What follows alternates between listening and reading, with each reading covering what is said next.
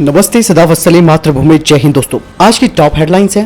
भारत को रशिया जो Su-30 fighter jets देने वाला है, उनमें लगने वाली है 400 किलोमीटर रेंज वाली RVV-BD लॉन्ग रेंज मिसाइल।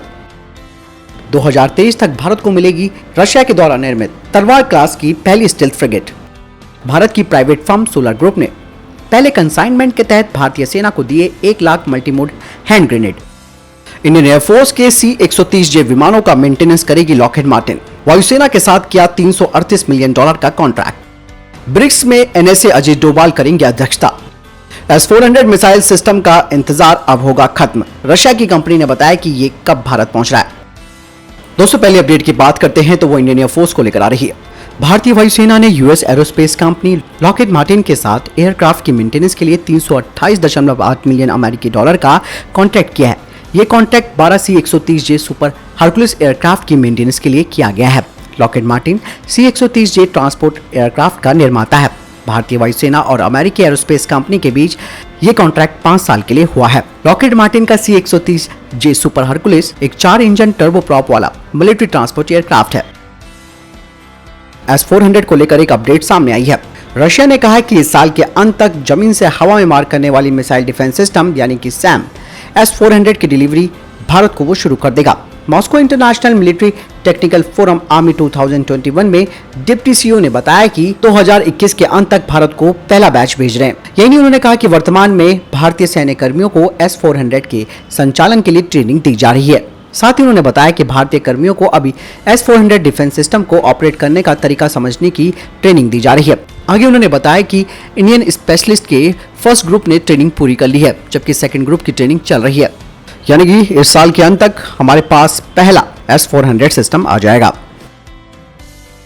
अगली अपडेट की बात करते हैं तो वो आ रही है भारतीय सेना को लेकर। ऑर्डर दिए जाने के 5 महीनों के भीतर private sector firm solar group ने पहले कंसाइनमेंट के तहत 1 लाख मल्टीमोड हैंड ग्रेनेड की आपूर्ति भारतीय सेना को की है। DRDO की तकनीक पर विकसित मल्टीमोड हैंड ग्रेनेड 2 तरीके के ऑफेंसिव और डिफेंसिव मोड में काम कर सकता है। सोलर ग्रुप एकमात्र वो कंपनी है जिसने भारतीय आर्मी के साथ यूजर ट्रायल्स को भी पूरा किया है। वो 10 लाख ग्रेनेड्स को बनाएगी, जिसकी लागत करीबन 400 करोड़ रुपए है। दोस्तों, प्राइवेट फर्म्स को कॉन्ट्रैक्ट दिए जाने का मतलब आप समझ रहे हैं कि वो अपनी डिलीवरी तय समय पर दे देते हैं, क्योंकि उनके पास प्रोजेक्ट रहता है और उनके पास टारगेट रहता है।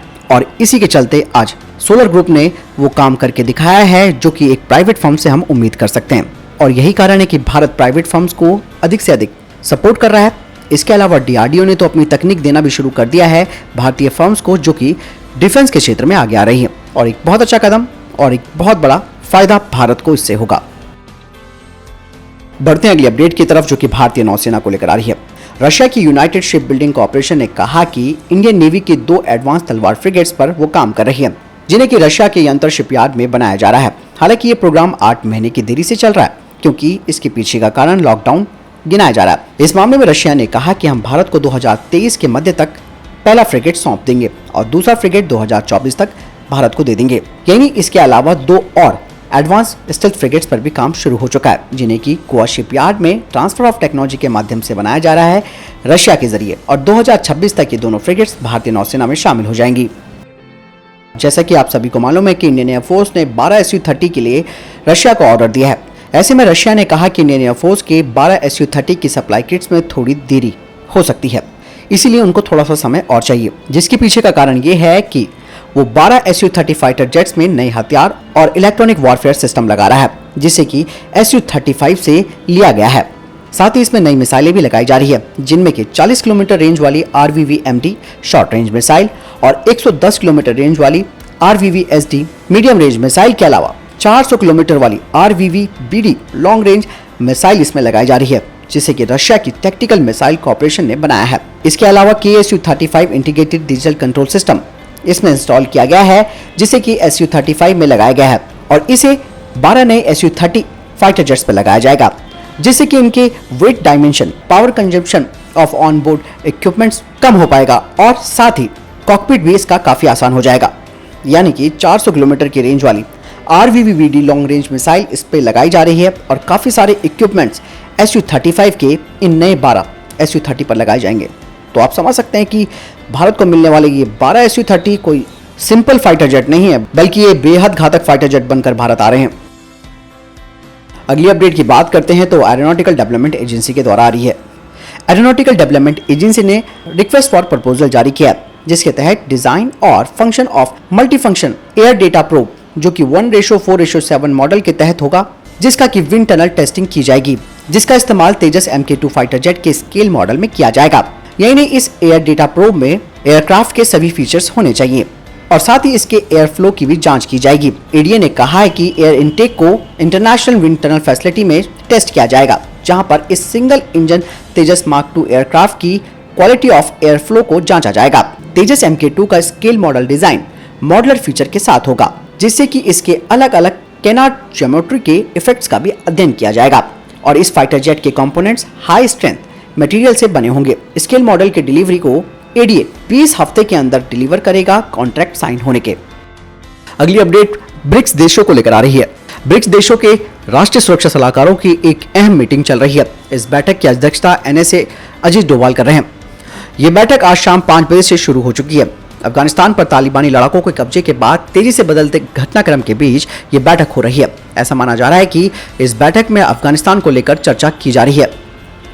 वहीं दूसरी ओर आज G7 की वर्चुअल मीटिंग होने वाली है। इस मीटिंग के होस्ट जो बाइडेन है। इस दौरान अफगानिस्तान के हालात पर भी चर्चा होनी है। अगली अपडेट नापाक पाक को लेकर आ रही है। नापाक पाकिस्तान ने फतह 1 guided multi launch rocket system का टेस्ट किया। पाकिस्तानी सेना की प्रोपेगेंडा विंग ISPR ने यह बयान जारी किया। उन्होंने कहा कि यह टेस्ट सफल रहा है। यही नहीं, बाकायदा इसका वीडियो जारी किया गया है। 140 किलोमीटर तक मार करने वाली इस रॉकेट सिस्टम को पाकिस्तान ने स्वदेशी तकनीक से विकसित किया है। 2021 में इसका ये दूसरा परीक्षण है। इससे पहले 7 जनवरी को पाकिस्तान ने फतह 1 मल्टी लॉन्च रॉकेट सिस्टम का टेस्ट किया था। पाकिस्तान के पास फतह 1 नाम की एक मिसाइल भी है, जिसकी रेंज 300 किलोमीटर है। इस रॉकेट टेस्ट के बारे में पाकिस्तान ने कोई जानकारी साझा नहीं की है, इसलिए आसानी से पाकिस्तान के इस दावे पर विश्वास करना भी ठीक नहीं है।